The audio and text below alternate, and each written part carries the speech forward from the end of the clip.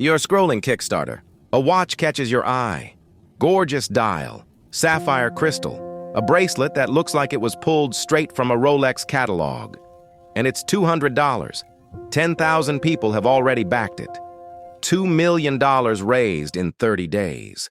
The comments are electric people saying, "This is the one. This is the brand that finally gets it." That was 3 years ago. The brand's Instagram hasn't posted since. Emails bounce. The founder's LinkedIn is gone. And somewhere 10,000 people are still waiting for a watch that is never coming. I've spent months going deep on this.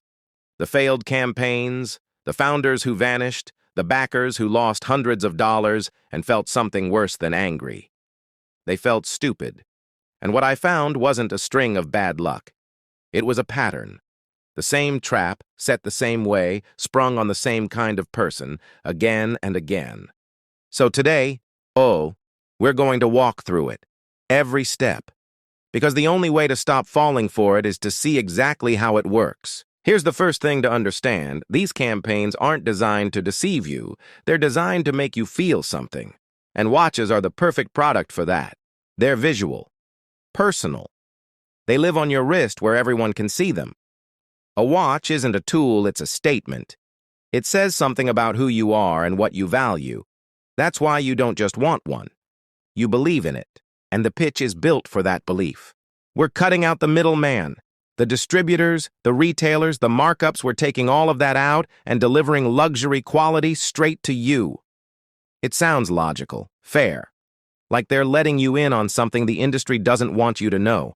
Then come the renders, perfect reflections on the case. A dial so detailed you can almost feel the texture.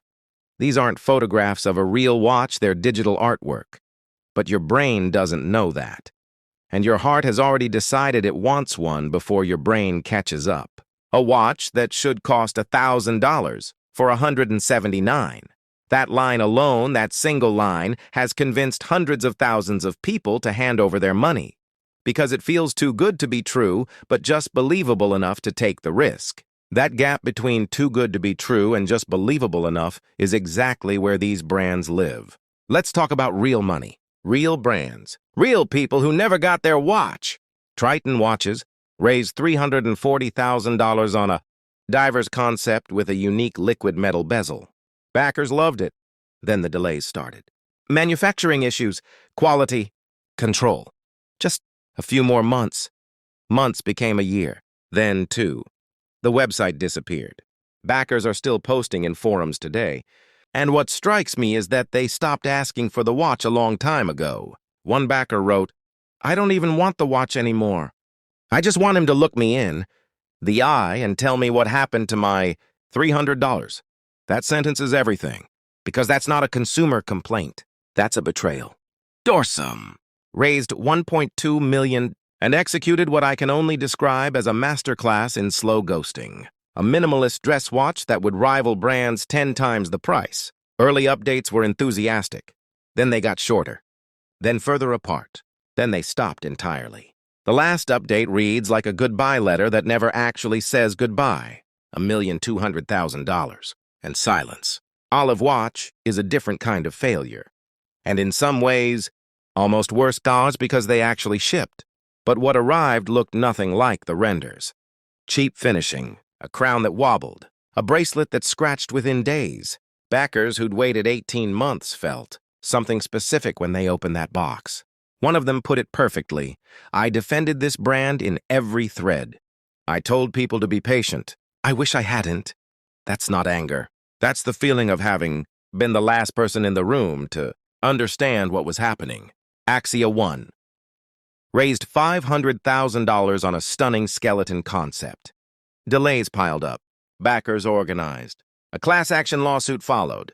The founder claimed rising manufacturing costs had drained the funds. Maybe that's true. Maybe it's a convenient story.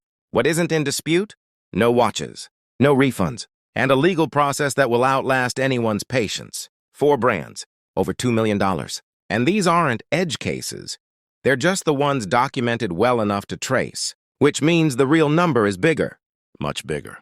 That is not bad luck. That is a pattern, and patterns have explanations.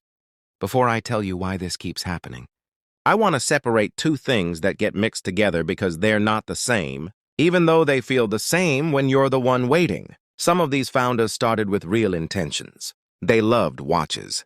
They had a vision. And then reality hit. Manufacturing costs doubled. A factory went dark.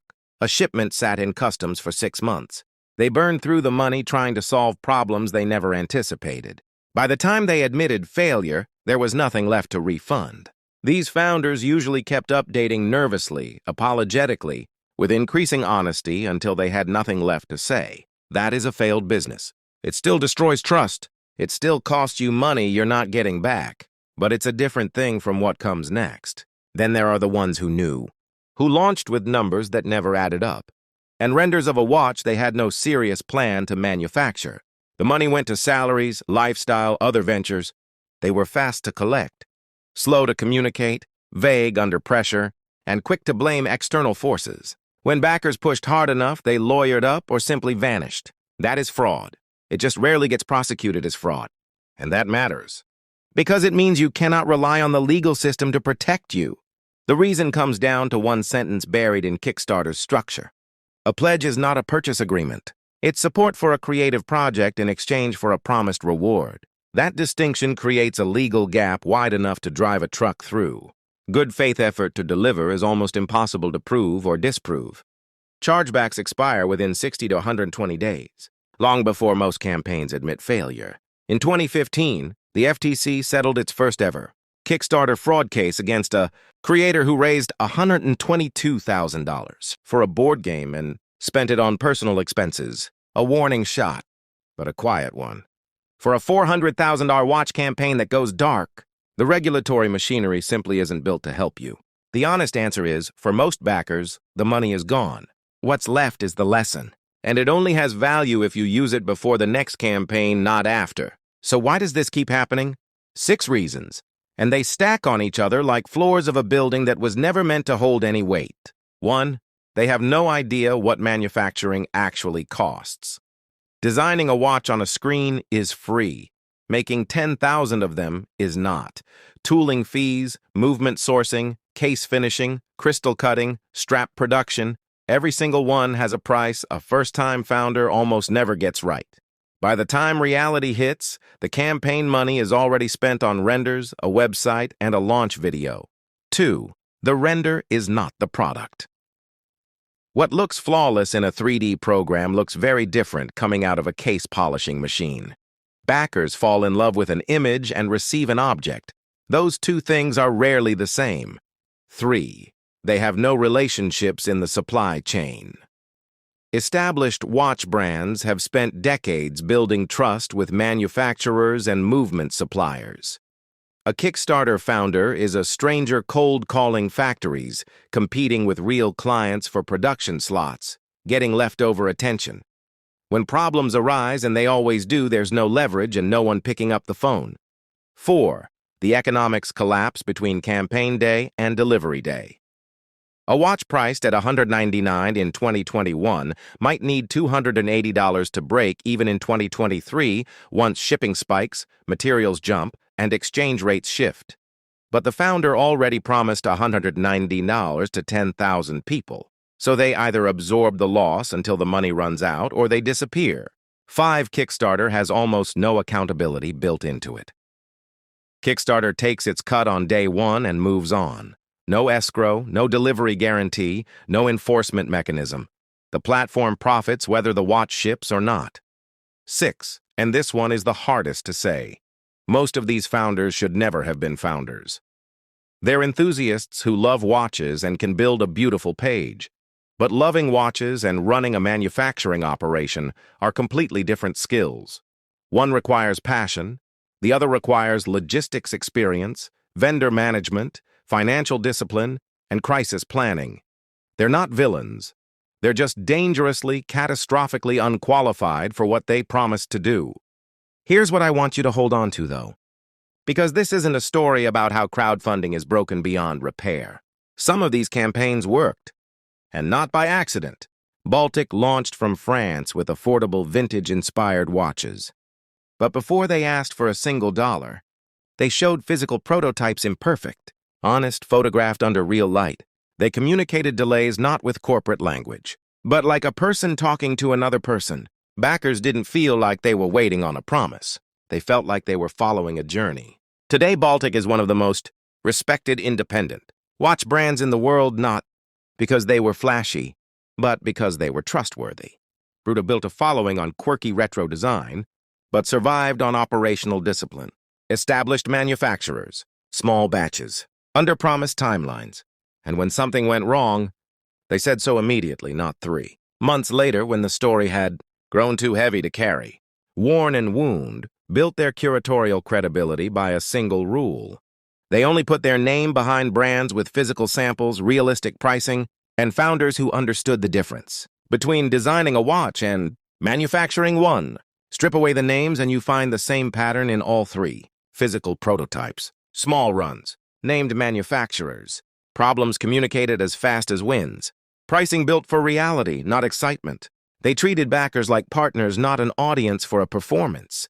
That's the difference. And it's visible if you know what to look for. Which brings us to the only thing that actually protects you, knowing what to look for before you pledge $1. 5 checks, 20 minutes of your time, that's all it takes. Check 1. Is there a physical prototype, not renders? A real prototype, imperfect, photographed under real light from multiple angles, including the ugly ones, proves someone has actually tried to build this thing. If you ask that question and they respond with more renders, you have your answer. Check 2. Do they name their manufacturer? Trusted manufacturing partners in Asia is not an answer. It's a deflection. Transparency costs them nothing if everything is above board. Vagueness is a warning sign dressed up as humility. Check 3. How do they communicate during the campaign before anything goes wrong? The way a founder behaves when things are going well is the most accurate preview you'll ever get of how they'll behave when things fall apart. Silence during a campaign is silence during a crisis. Just quieter. Check 4. Have they shipped anything before?